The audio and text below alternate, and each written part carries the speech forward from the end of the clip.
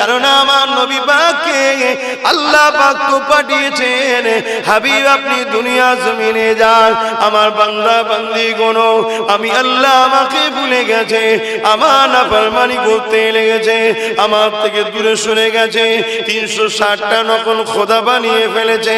হে আমার হাবিব আপনি মদিনা জমিনে যান, জমিনে গিয়ে তাদেরকে আমি আল্লাহ আমার সম্পর্কে জানান, আমি আল্লাহ আমার সঙ্গে জুড়ে দেন, অর্থাৎ তারা যেন আমার দাসত্ব করে, আমার হুকুম মেনে চলে, আমার কথা মতো চলে। এই ট্রেনিংটাই জুড়ার জন্য, এই রাস্তায় আনার জন্য আমার আল্লাহ দুজনকে পাঠাইলে, আমার আল্লাহ তোমার আমার জন্য একজনকে পাঠিয়েছে, তিনি হলেন আমিনা আল্লাহ আল্লাহর দোস্ত মুহাম্মদুর রাসূল।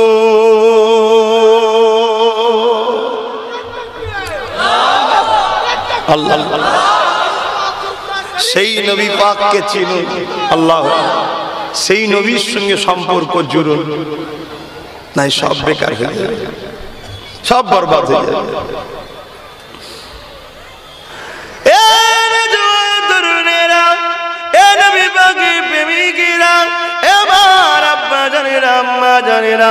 আলোচনাকে মন দিয়ে শোনেন, নামাজ আল্লাহ আমাদের জন্য ফরজ করেছে, কিন্তু নামাজ আমার তোমার জন্য ঈমান বানাইনি। রোজা আমাদের জন্য আল্লাহ ফরজ করেছে, আমার তোমার জন্য ঈমান বানাইনি। দাড়ি টুপিকে সুন্নাত করেছে, আমার তোমার জন্য ঈমান বানাইনি। হজকে আল্লাহ ফরজ করেছে, আমার তোমার জন্য ঈমান বানাইনি। নামাজ যখন ঈমানদাররা পড়ে তখন আল্লাহ পাক তাকে নেকি দেয়, ফরজ আদায় করে। বেঈমান যদি নামাজ পড়ে ওটা কখনো ইবাদত হয় না। তাহলে আগে চাকরি নিতে হবে, তারপরে ডিউটি করতে হবে। নামাজটা হলো ডিউটি, রোজাটা হলো ডিউটি, হজটা হলো ডিউটি, যাকাতটা হলো ডিউটি, দাড়ি টুপি জুব্বা হলো ইউনিফর্ম। কিন্তু চাকরিটা কি? চাকরিটা হলো দিল থেকে আমিন আল্লাহকে, নবী মুহাম্মদ আরবিকে রসুল জেনে জানের থেকে বেশি ভালোবেসে আদবের সাথে মেনে নিবার নাম হলো ঈমান।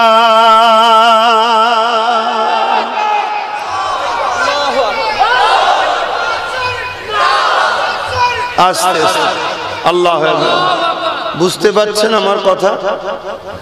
বলুন। রাস্তার ধারে পুলিশ দাঁড়িয়ে আছে, তাই তো নাকি? চাকরি না পেলে ওই ড্রেস পরে যদি রাস্তায় খাটতো মাইনে পাবে। তাহলে কাজ পরে, আগে কি করতে হয়? চাকরি। তা আগে ঈমান আনো, এবারে কাজ করো। নামাজ, রোজা, হজ, যাকাত, দান, খায়রাত।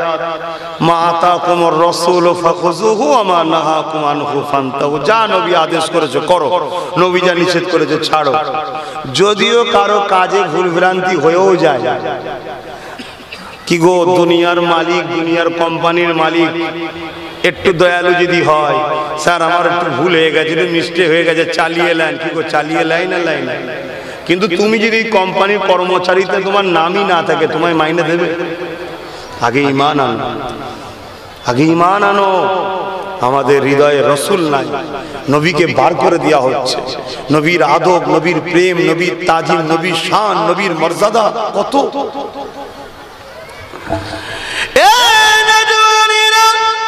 এই যে আমরা একটা তেলাওয়াত করলাম, ইন্নাল্লাহা ওয়া মালাইকাতাহু ইউসাল্লুনা আলান নবী, আল্লাহ এবং তার ফেরেশতারা আমার নবীর উপরে সালাম দরুদ পাঠায়। আল্লাহ কি আমাদের মতো পড়ে নাকি? না না না। ইমাম বুখারীকে জিজ্ঞাসা করুন এই আয়াতের ব্যাখ্যাটা কি।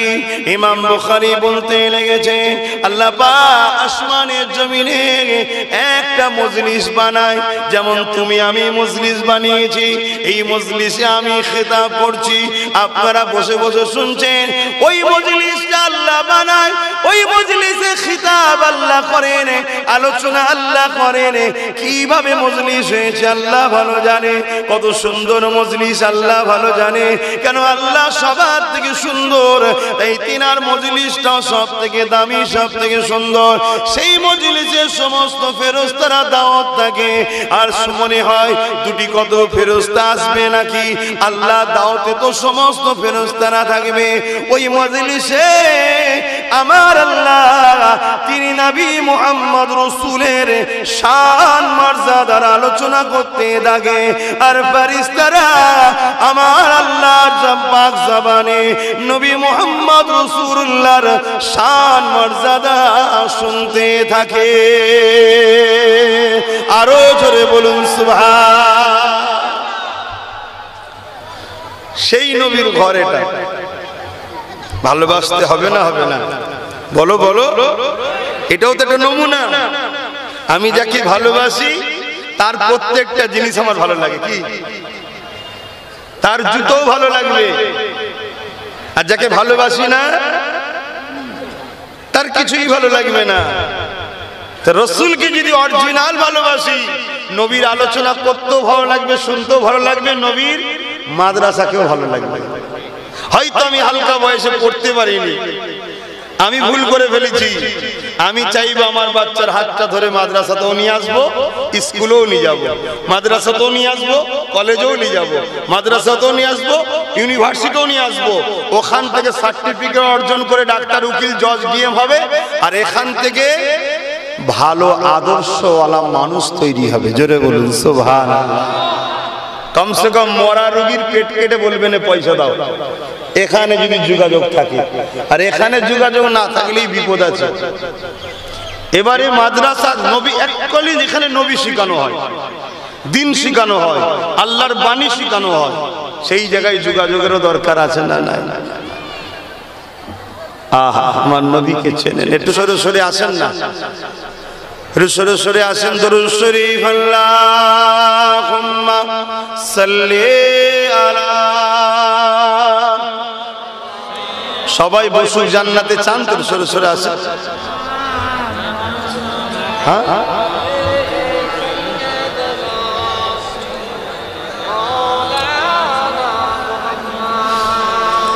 हाल दिल किसको सुनाए,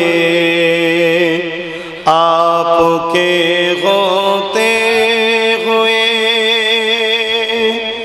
हाल दिल किसको सुनाए, आपके होते हुए।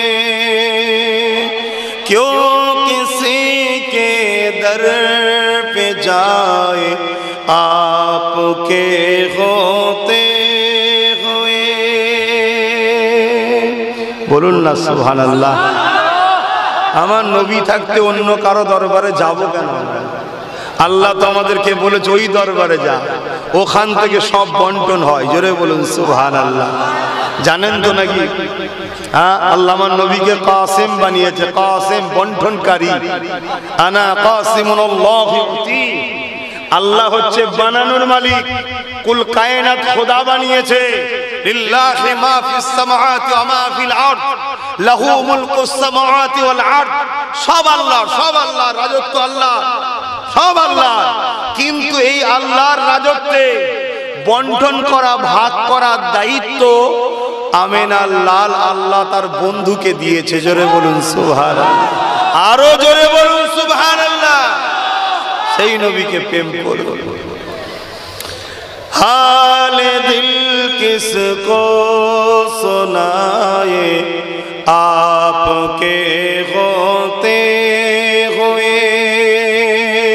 क्यों किसी के दर पे जाए, आपके होते हुए। मैं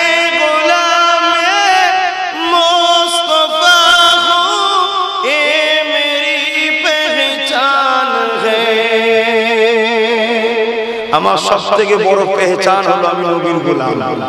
কার বেটা, আমার দাদু কি, তার কি, সব পরের বড় পরিচয় হলো আমি রাসূলুল্লাহর কি গোলাম। আপনারা কি গোলাম নয়? কারা কারা গোলাম লম্বা হাত তুলে দেখান। মাশাআল্লাহ, মারহাবা। দিনের মধ্যে ঋণ শোধ করতে না পারো তাহলে তোমাকে জিন্দানে দেওয়া হবে, অর্থাৎ জেলে দেওয়া হবে, আর জেলে কড়া মারা হবে, শাস্তি দেওয়া হবে। ছেলেটা তো কাঁদতে কাঁদতে ঘরে এসে এক বুজুর্গ আল্লাহওয়ালা নামাজি মুত্তাকি পরেজগার ইবাদত গুজার নবী প্রেমিক আল্লাহ প্রেমিক বান্দার সঙ্গে দেখা হয়েছে। সে বলছে, বাবু তুমি কাঁদো কেন? যুবক বলছে, হুজুর আমার এই দশা। বলছে কোনো চিন্তা করনি, ঘরে যাও। ঘরে গিয়ে পাক পবিত্র হয়ে উযু করে নামাজ আদায় করে যখন তুমি শোবে বিছানায়, ঘুমাবে না, দরুদ করে যাও, দরুদ করে যাও, দরুদ করে যাও, দরুদ করে যাও। পড়েই যাচ্ছে, তাহাজ্জুদ রাত পার হয়ে গেছে, দরুদ বাদ দেয়নি, কেঁদেই যাচ্ছে, কেঁদেই যাচ্ছে। কারণ জেলে যেতে হবে, মাবে এই ভয়ে দরুদ পড়ছে। ওই দরুদটা আলাদা পড়া হচ্ছে না। মাশাআল্লাহ, হাত তুলে রাখো, লম্বা করে হাত তুলে রাখো। আল্লাহ এই গোলামগুলোকে কবুল করেন, বলুন আমিন। বলুন গোলাম হ্যাঁ, गुलाम है रसूल के, गुलाम है, गुलाम है, गुलाम है रसूल के, गुलाम है। गुलामी रसूल में मौत भी कबूल है, गुलामी रसूल में मौत भी कबूल है। जो ना हो इसके मुस्तफा वो जिंदगी फजूल है, जो ना हो इसके मुस्तफा वो जिंदगी फजूल है। गुलाम है, गुलाम है रसूल के, गुलाम है। माशाअल्लाह, नारे तकबीर, नारे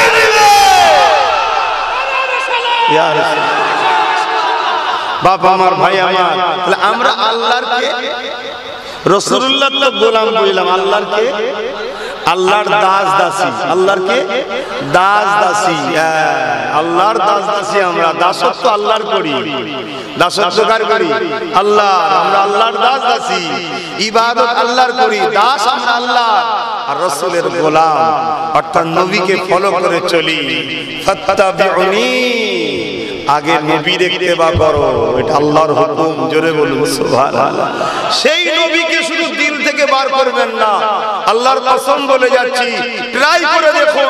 জিন্দেগিতে কোনো মুসিবত আসলে, কোনো বিপদ আসলে, কোনো অসুবিধা হলে আপনি নীরবে নির্জনে বসে রাসূলুল্লাহর উপর দরুদ পড়তে থাকুন, দরুদ পড়তে থাকুন, দরুদ পড়তে থাকুন, দরুদ পড়তে থাকুন। রাত আসবে, ঘুমিয়ে পড়বেন, কামলিওয়ালার সঙ্গে দিদার হতে লাগবে। জোরে বলুন সুবহানাল্লাহ।